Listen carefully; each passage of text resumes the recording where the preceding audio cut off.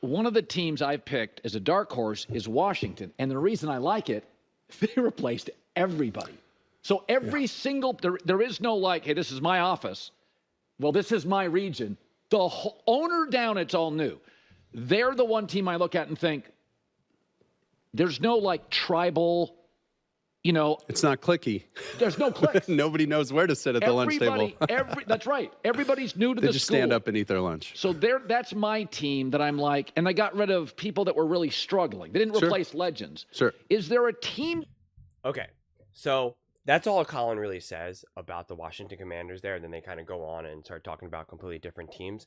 But I really wanted to emphasize what he's saying there that I think is actually so spot on.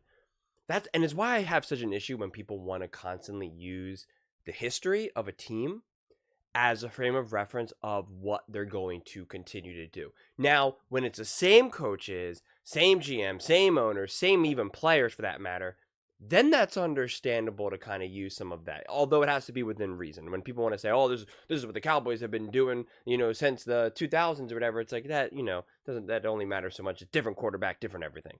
But in this situation, the Commanders are so new. And they hit the reset button with a great young quarterback, who I think will be great, in Jaden. A great offensive coordinator, Cliff Kingsbury, who I've been saying that he is for real. He is for real. He is for real. He is for real. And Dan Quinn. And I think Dan Quinn, he, more than anything, he is an elite defensive mind, no doubt about it, right? He will be able to get this defense legit. And although I think offense is incredibly important, and I think it's more important than defense in 2024, that's where Cliff Kingsbury comes in. But what separates Dan Quinn than maybe some other defensive, why I would feel a little bit more squeamish about having a defensive head coach, is that Dan Quinn is a true grown-up in the room. He is a true bona fide professional and someone that players also universally respect. And that's why DeMeco's so successful. That's why Bill Belichick was so successful for all those years. And it's why I think we see other defensive head coaches not get that same level of command that I think Dan Quinn will have. I think sometimes there's a few things really working against defensive head coaches. One, they do not have the right offensive coordinator to be able to lead that offense. And that obviously matters. It matters tremendously. And they're a great defensive mind, but they're not elite. And now it's like, okay, you got this defense, you got the defense pretty good, but like, we need it to be elite. We need it to be that next level, especially because we're just relying on most likely a revolving door of offensive coordinators. That becomes a problem. Bill Belichick, obviously elite. And I really think, I'm not going to say that Dan Quinn is, right now I'm not going to say he's elite. I'm very comfortable saying he's great. For me, it's like good, great, elite. To me, he's great to elite. And I think also it's going to be a little bit more different now that Dan Quinn is like obviously the head coach now. And I know we want to use previous coaching experience beyond Dallas. I think it's relevant, but like I keep saying, football has changed a lot. It really has. I mean, just over the last 5, 6, 7 years, football has drastically changed. So I really want to see what he can now do again as a bona fide head coach. You're going to have to give him a couple of years, most likely, to be able to lock in, get the personnel that he wants defensively. But I think he is just legit, and I really think that he's also going to create a culture in Washington that the Commanders can be proud of, that they can be confident in, that they can feel secure in, that it can be a team that's not feels like they're just rocking on a boat, quite frankly. Ironically, Riverboat Ron, like, yeah, he's a defensive guy, but he's like so hard and serious and cold, and he's not elite enough of a defensive coach to overcome those issues, quite frankly. And that's a problem. And you get the outcome that you got. He's throwing players under the bus. Like, it's just weird stuff that went down there. You're not going to get that with Dan Quinn. And I think the beautiful thing too is that Jaden, I think, is incredibly mature considering he's a rookie. And so I think you're going to have that. And Cliff is very mature. And it can't go without saying of how much maturity matters. It's one of my biggest issues with the head coach of Philadelphia, Nick. I'm going to like quickly say his name so my phone doesn't go off. Sirianni. Good. Didn't go off. He's not a grown up. And you can see the problems that the Eagles have because of it, right? You can see that. We can see other coaches around the league that maybe they're good, maybe they're even great, but they're not as respected in the locker room as much. Mike McCarthy comes to mind, just to kind of keep it, I guess, even within the same division. The Commanders, I think, are in a position to have true stability and create, which I also think is a newer wave of football, as Kevin O'Connell has really enhanced and heightened, is just a more supportive environment. And I think Cliff Kingsbury brings that, as well as Dan Quinn. And I just think with the new age of these guys coming up, a new culture, I mean, it just really is just a new team to begin with, that they're all starting now from ground zero, from square one. And I think it's got the potential to build something really great and incredibly solid for years to come. I don't know how quick they're going to be able to right the ship. I know Colin is saying kind of like, I think he has them making the playoffs. I definitely think it's possible. I think it might depend maybe to a degree. I think they'll be competitive, and I think they absolutely can make the playoffs. And I think that there's the potential for them to be better than the Cowboys for sure. And of course the Giants.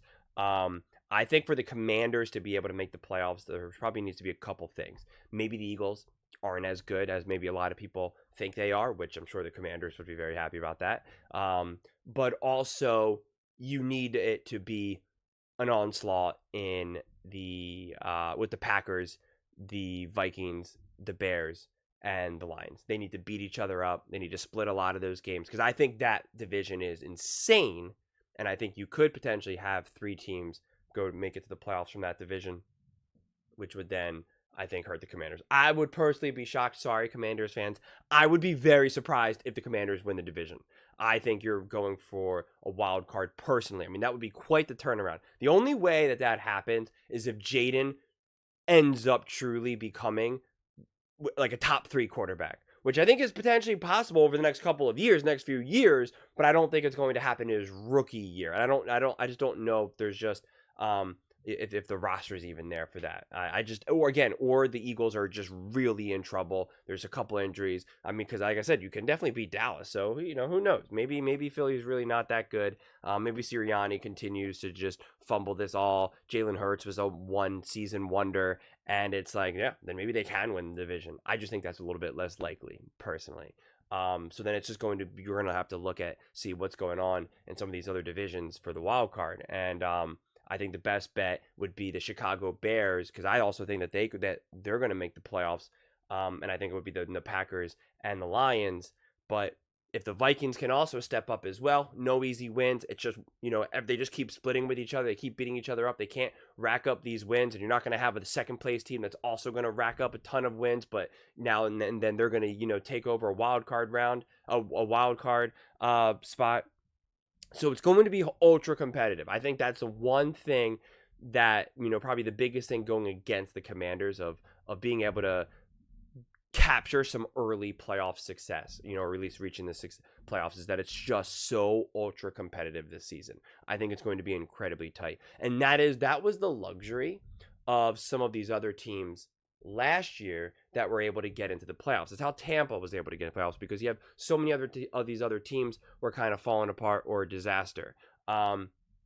It's how you were able to see CJ Stroud and Houston Texans have such quick success. You had just so many other teams that were just falling apart, whether it be because of injuries with Jacksonville and the Colts, whether it's more injuries to do with the Steelers and more injuries to do with the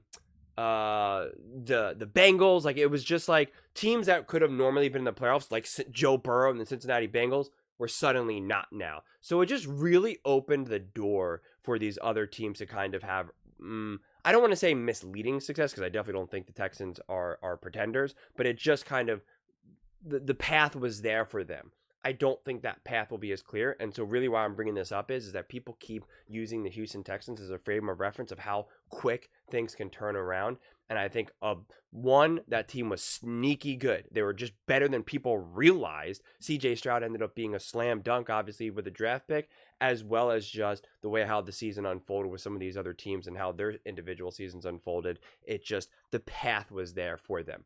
I don't foresee that with the Texans, I think, or for the Commanders, outside of some random cluster injuries or just very specific injuries to say like a Jalen Hurts, Dak, whoever. It'll be a harder climb for the Commanders, but that's why I put the Commanders on like a realistically 2-year window. I think this year they can fight for a playoff spot. Don't know if they will get it, and then the second year, it's like I think they could be fighting for a division, quite frankly, especially depending on how well the Eagles fare, because I don't think the Cowboys will right this ship anytime soon. But that's just me personally. But those are just my thoughts. I would absolutely love to hear yours. What do you guys all think?